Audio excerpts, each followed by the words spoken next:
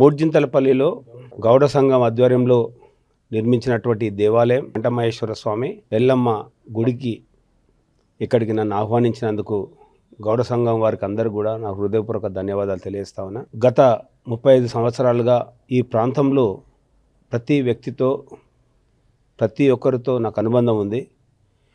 ఇక్కడ ప్రతి సంవత్సరం కూడా పెద్ద ఎత్తున గుళ్ళు కట్టినటువంటి గుళ్ళకు ఇక్కడ సీతారామస్వామి దేవాలయం కూడా చాలా ఫేమస్.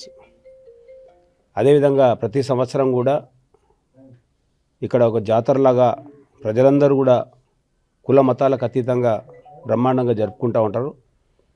మరి ఈ ప్రాంతం మా యొక్క నియోజకవర్గానికి ఒక మూర్జింతలపల్లి అనేది ఒక గుండెకాయ లాంటిది. ఎందుకంటే ఇది వాస్తుకు కూడా చాలా మంచిగా ఉన్నటువంటి ప్రాంతం.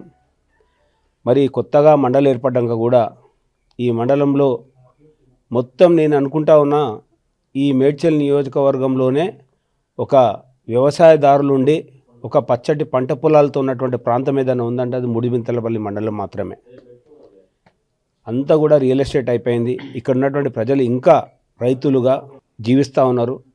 మరి ఈ ప్రాంతం ఇదే విధంగా సుభిక్షంగా ఉండాలని ఈ గౌడన్నలు ఏర్పాటు చేసినటువంటి ఈ యొక్క దేవాలయం బ్రహ్మాండంగా కట్టడం జరిగింది. అమ్మవారి ఆశీర్వాదం, ఆ దేవుని యొక్క ఆశీర్వాదం వాళ్ళందరికీ మా అందరికీ కూడా ఉండాలని మనస్ఫూర్తిగా కోరుకుంటూ ఈ యొక్క ప్రాంతంతో నేను ఎల్లవేళలా నా యొక్క రుణపడి ఉంటానని సందర్భంగా తెలియజేస్తూ నన్ను ఇక్కడికి ఆహ్వానించినటువంటి గౌడన్నలందరికీ నా హృదయపూర్వక ధన్యవాదాలు తెలియజేస్తాను.